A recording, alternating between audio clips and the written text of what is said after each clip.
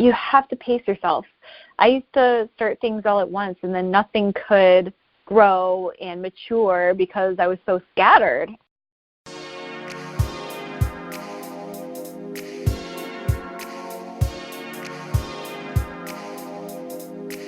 You are now listening to the Going North podcast, where you'll receive tips and techniques to advance yourself. I'm your host, Dom Brightman, and every week we're going to be hearing from an author who's going to share their expertise to help you charge forward in life. Now let's get on with the show.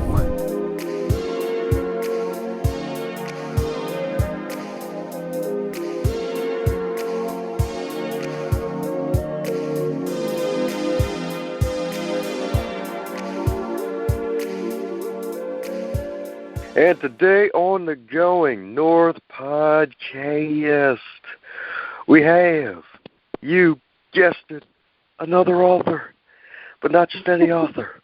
We have an anthropologist, an entrepreneur, and the author of the new best-selling book, Stories of Elders, What the Greatest Generation Knows About Technology That You Don't.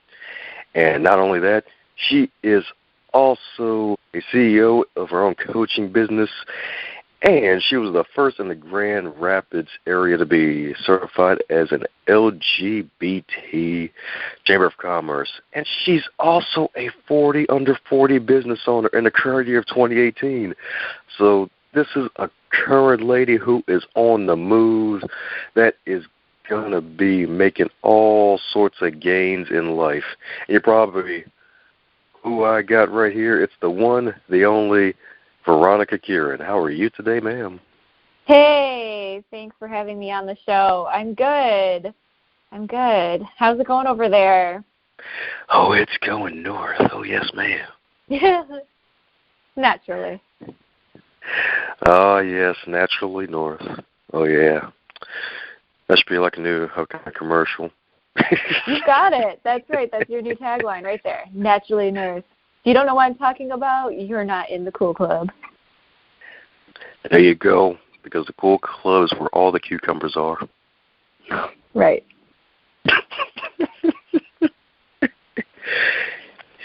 Woo! So you are one heck of a lady who is on the move. So what led you to getting a degree in anthropology and actually making money from it? Well, I have always been curious about like why somebody is telling me to do something. If they're saying, well, you don't fit in for this, or you don't look right, you don't act right, whatever, like, well, why? According to whom? Because I knew that that wasn't always true as a young person. But then as I grew up, I discovered, oh, this is actually a study, it's a thing. So when I first took an anthropology class at university, that's when I was like, oh my God, this is exactly the way I've thought my entire life. It's just in a degree form. I can actually do something with this. So I went ahead and got the degree, and I actually thought I was going to use it as applied anthropology in the humanitarian field.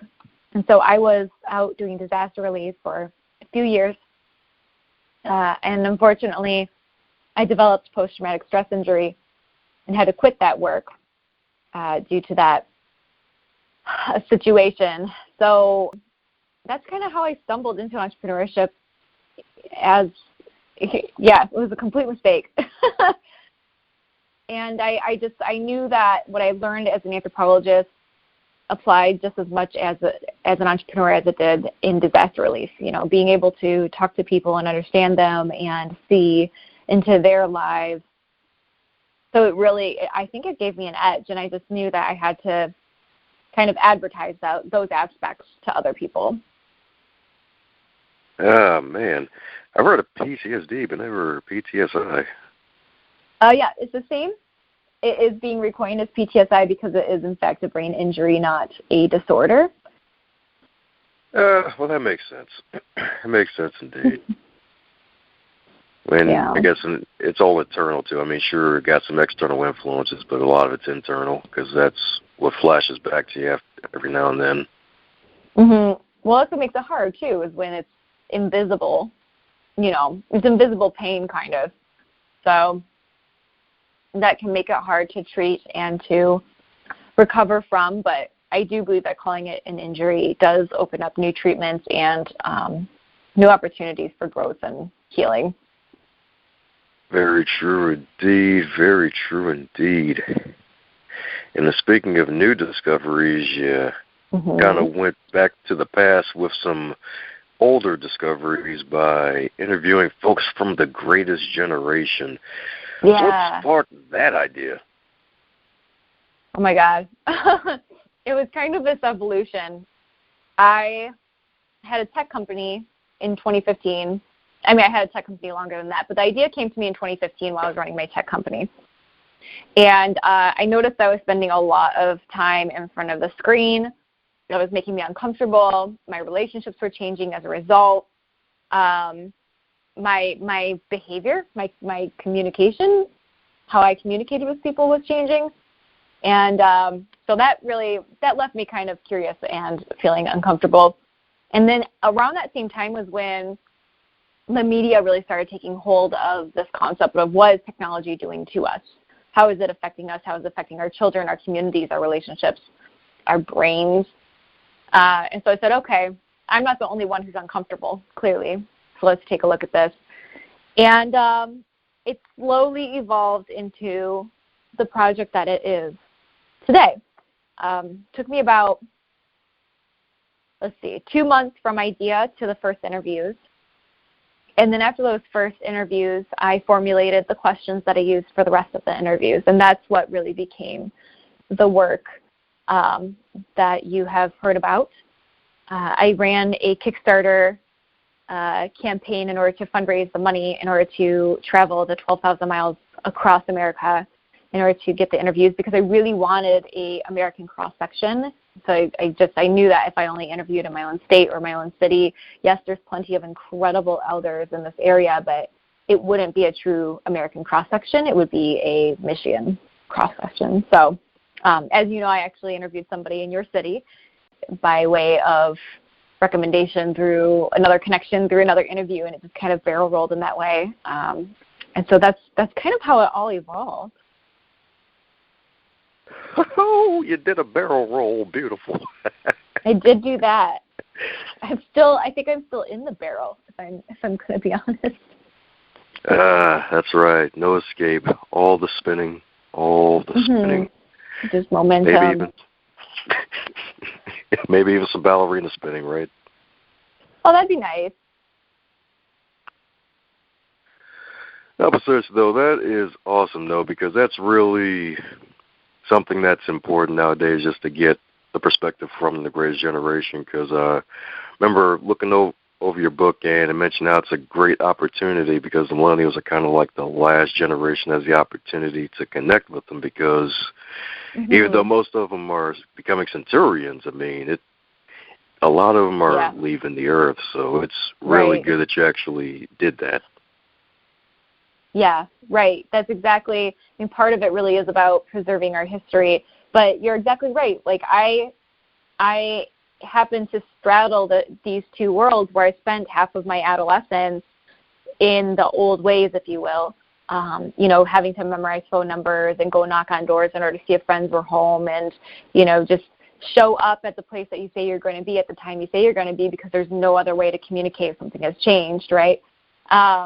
And then the technological revolution started to happen, and now I was running a tech company. I work with entrepreneurs nationwide with my coaching, and that's not possible without technology. So it's very much a part of my life. So I understand and use technology, but I also understand and lived the times before. And so that means that I can understand and have empathy for our elders when they're explaining even deeper. I mean, their lives were even more different than my childhood. But yeah, so I do agree that older millennials really have the opportunity to talk to people and understand something that is going away. Oh, yes, far away indeed. So how were you able to balance travel and running your tech company when you're gathering up all the stories and interviews for the book? It was rough. I hadn't scaled my company yet. So since then, I scaled and sold that company. But I really hadn't scaled that company yet at all. I hadn't hired anybody. It was all on me. So to be traveling, I mean, I did 12,000 miles in 6 weeks. So I was basically driving, interviewing, or sleeping. I was probably, if I ate, I was probably eating while I was driving, you know.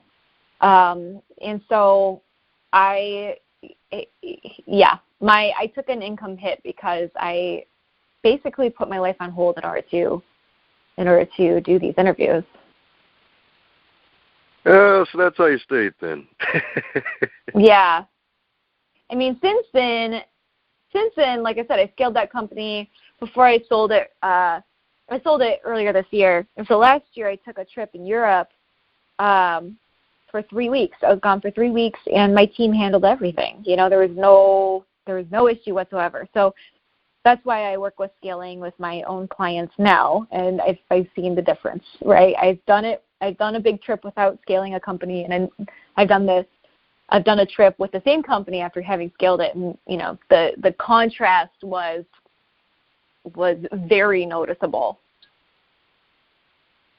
That's really good, and that's really inspiring because, I mean, because millennials are doing some awesome things nowadays, but building up your own company and then being able to actually sell it and start another, that's really amazing.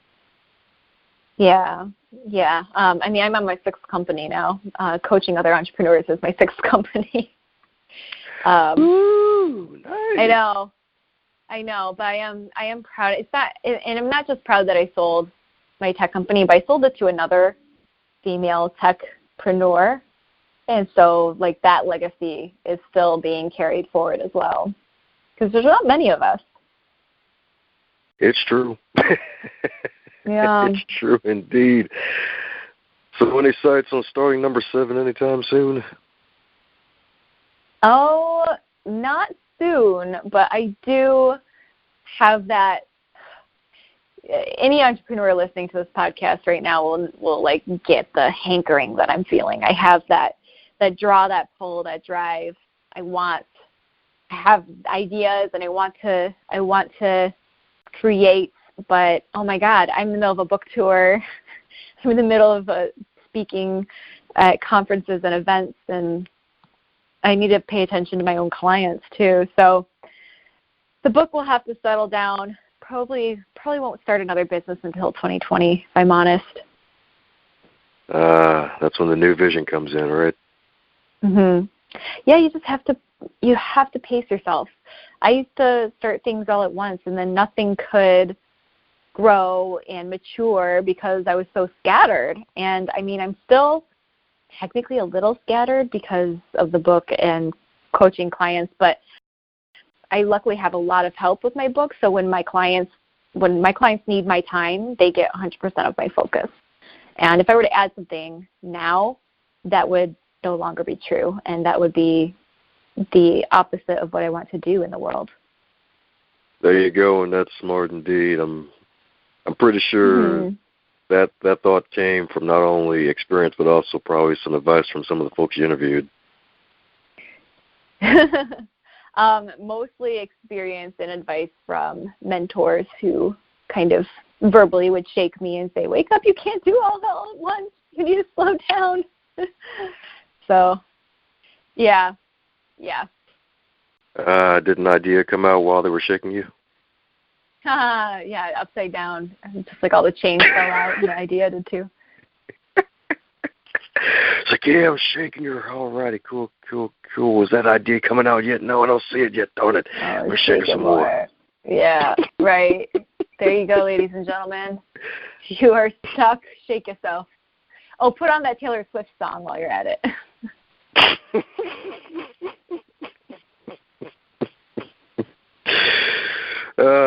Swift indeed.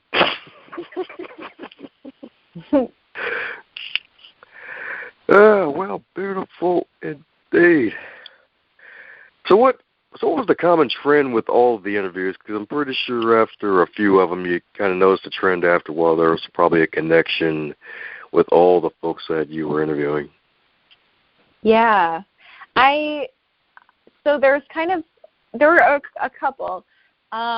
the first is a call to intentionality, really paying attention to technology. I mean, technology isn't going away, it's only accelerating. So if we assume that we're going to stay on this path, right, we're not going to have nuclear armistice or anything, then we can assume that in the next 50 years, things are going to start to really be different.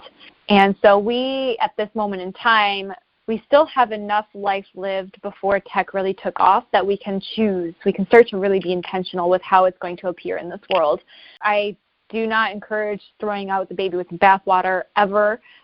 Simply just making choices just because it's cool or we're curious doesn't mean that we have to actually go whole hog and absorb it in our lives and then let it use us, because really, I mean, we all know, I mean, you're on Facebook, so you understand, like, this is a thing that is designed to be addictive, because then that means they get more of your attention, which means they get better advertising dollars, period.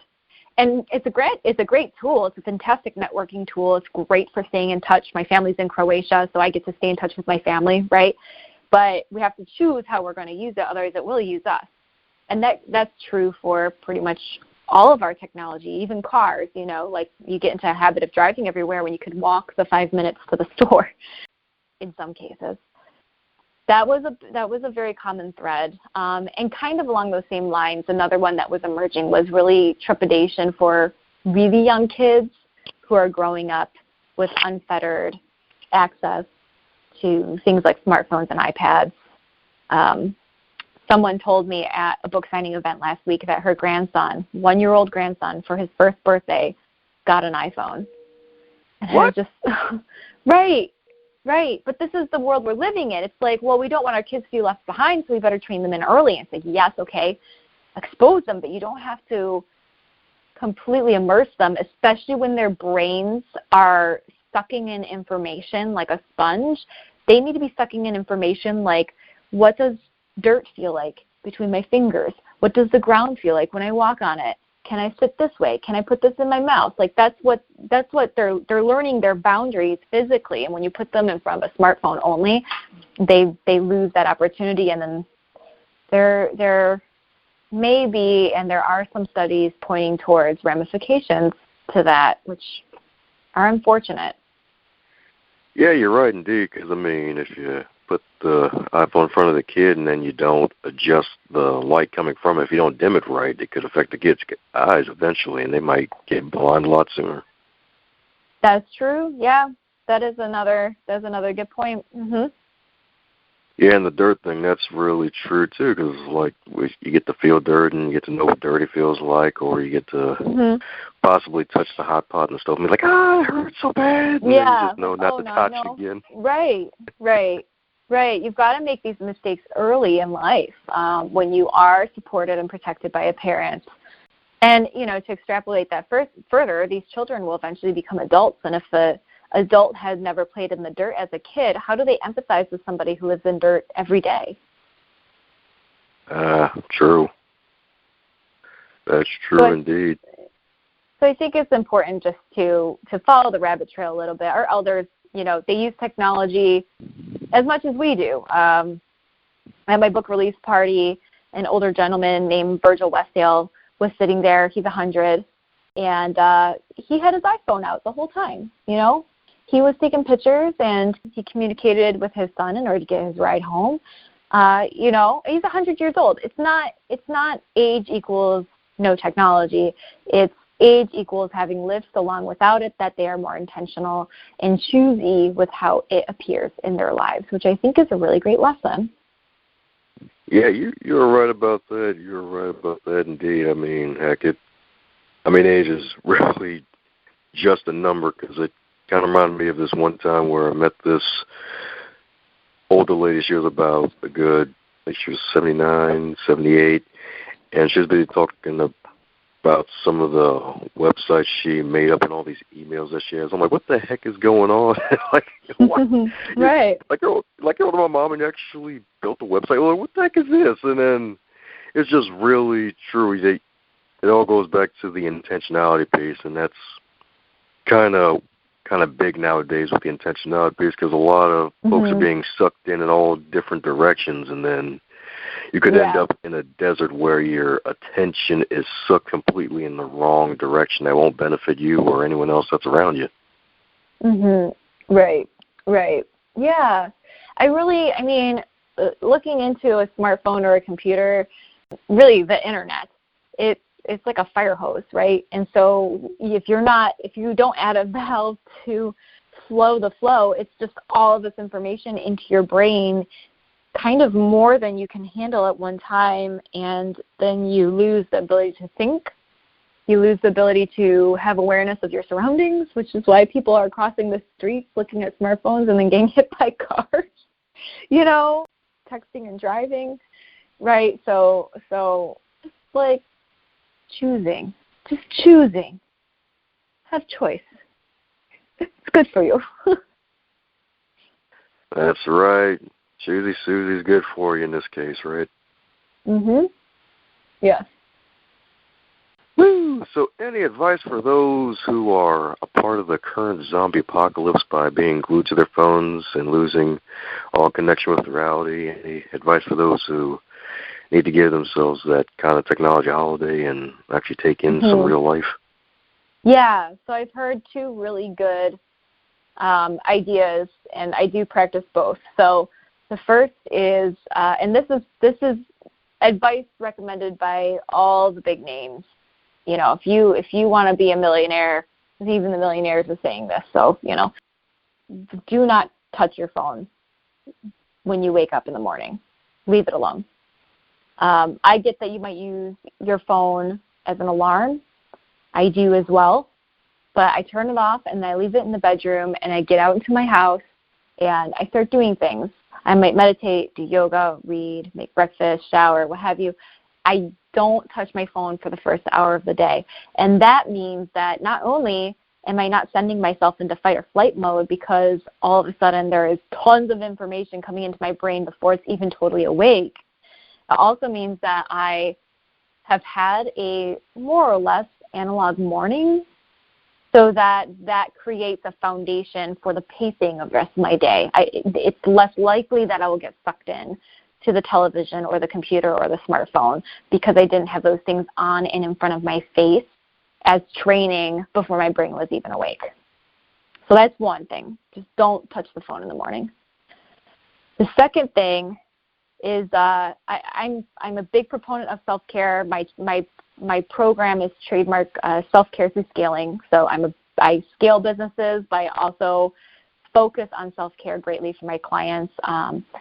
In my philosophy is if you scale your business, you get your time back, you get your self-care back, and then everybody's happy. That's the type of lifestyle you wanted in the first place. So with regards to self-care, one thing that's really great to do is to go on a self-date, take yourself out, spend money on yourself because you deserve it, and during that time, put your phone on airplane mode or leave it at home. You don't need it, or you probably don't need it unless you have tickets to a concert on it, right? But just put it down and allow yourself to spend time with yourself unfettered so that you get to know yourself again. Who's in there? Because there's a whole human being that you haven't gotten to know yet if you're just allowing all of the input from external resources. Amen to that. Have you tried any of these things? Oh, yeah, the self-care. I've been doing a better job with that for the past few months. Last year, I kind of fell by the wayside and was running and gunning so hard, I forgot to take care of myself and gained a lot of weight. So, yeah, self-care is definitely a must. Yes, it is. Yes, it is. Yes, especially for the necessities like just making sure you get at least a good 6+ hours of sleep. That's a definite. Right. Oh, my God. Yeah. Turns out our brains need sleep. Right. And I mean, they also say staring at the phone right before falling asleep, you're also your brain is so stimulated. It's not, it's the stimulation. It's hard on your mind. It's hard on your brain. Yeah, you're right about that. And especially when you actually make sure the sleep is good, where you don't fall asleep listening to like one of those YouTube videos where there's like a podcast interview or something like that, so that way you don't wake up all groggy and whatnot. Right. Yeah, even like I know a lot of people like to fall asleep to the television. You're never allowing your brain to quiet. I mean, truly quiet. Yeah, you ever got to wonder, does the TV have a miniature brain of its own where it's just laughing at it? It's like, I won again. I'm still awake. Yeah. Oh, man. I'm trying to think of, there's either a music video or a cartoon, and I don't remember what, like it might be like circa Nickelodeon 1998, where like the TV, maybe it was Are You Afraid of the Dark or Rocko's Modern Life or something like that, where like the TV comes alive and is a monster and is trying to attack the humans. Well, was it the Real Monster show? Real Monsters? Oh, maybe? it might have been. Yeah, that would make sense. That's right. That's right, the one-eyed monster. It's coming to get you. Oh, yep. It's gotten me a couple times. But I'm still alive to tell the tale, though. It's all good. It is all good. So, since you're a fellow awesome millennial like myself, if you were to wake up tomorrow and you were 25 in the current year of 2018, but you get to keep all of your knowledge and experience, what advice would you give to yourself? Oh, hire a coach. Oh, my God, child. You are struggling on your first business and you don't know what you're doing, and you are doing a magnificent job despite not knowing what you're doing. But hire a coach. Oh, the pain. I mean, it's incredible what I accomplished without. I mean, I didn't go to business school. You know, I had a dad who was a businessman, so I learned some of that stuff. But you know, that was in a very specific vein of thinking, if you will, and. I had a mentor, but that mentor, my first business was a nonprofit. So that mentor was able to help me with some of the business side, but not with the nonprofit side. And I mean, it's incredible that I was 24 when I started that nonprofit organization. I filed the 40-page IRS 501c3 application for tax exemption alone without the help of a lawyer and got it. You know, so, like, I certainly had the knack, but, oh, Lord, the things I could have accomplished earlier in life if I just had a coach who really knew their shit to just, like, root me on. Oof. That's what. Solid advice indeed. Solid advice indeed. I think a past podcast guest, I think it was Jimmy Ramirez, she said the same thing. She was like, man, I could accomplish so much more if I just hired a coach. I know. Oh, my God. I know. I practice with what I preach now. I have an amazing coach. And, I mean, you talk about stress relief, let alone anything else, just the stress relief of knowing that somebody's got your back when you are confused or not sure about whatever just happened with a client, or you know, you need help seeing the forest for the trees. I'm an entrepreneur, so I'm a dreamer. I'm a naturally 50,000-foot level person, and thank goodness my coach knows how to anchor me. And she literally, I give the analogy of, you know, you've seen Mary Poppins. Have you seen Mary Poppins? The old school Mary Poppins. You know, so like the guy's laughing. He drinks. I don't know what he drank, but he's laughing, and he's floating up on the ceiling laughing, right? I feel like that's me, and what my coach does is grabs me by the feet and pull me back down to earth. And it makes all the difference in the world because my programs are better, my messaging is better, my everything is better. So, yes, I do practice what I preach, and you're right. It just is so good. Oh, yes, so good indeed. And for those who want to feel so extra good and get some VK coaching action as well as some other stuff, how do we keep in contact with you? Well, I can be found on all of the socials using the handle V as in Veronica, M as in Marie, Kirin, Kirin, Kirin, and that is a Croatian last name, despite it not having an itch at the end of it. It's not Americanized. Some people think it is. Otherwise, you can hop on veronicakirin.com and check me out there, check out what I've got going on. Or you can, if you're just curious about the book in general, you can just go straight to storiesofelders.com. Woohoo! Well, there you have it, folks. There you have it, folks. Go on ahead and head off to that wonderful website. Head over to Veronica's website and check out that book. Heck, and then be sure to leave a review after you buy and read the book. Heck, if you even go to your local library and pick up the book and read it, leave a review. So that way more folks can learn about what the elders are thinking or have thought of about the technology that's going on in the world. In the world. The technology going on in the engage with me on technology so that we can talk about what technology is doing in the world. That's right. And if you see Veronica in person, just give her an engagement ring made out of an old floppy disk. That's how you engage with technology. I guess that's true. Yeah. If you use one of the big ones, or like a laser disc, right? Then you can just like put it around my neck. See, there you go. And then we can do a Tron reenactment scene. Yeah. That'd be fun. I want a motorcycle. Hells yeah. Sounds like a plan for the future where 2020 vision is for real. Oh my God. Good connection. Hey there, buddy. Looks like you made it to the end of this episode. Since you made it to the end of this episode, do both of us a favor and stop being greedy.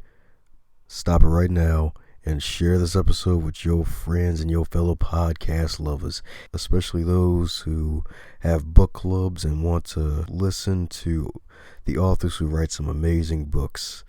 Be sure to check out the rest of the backlog too while you're at it and share all those too. And in order to make the rest of your week the best of your week, remember to advance others, to advance yourself.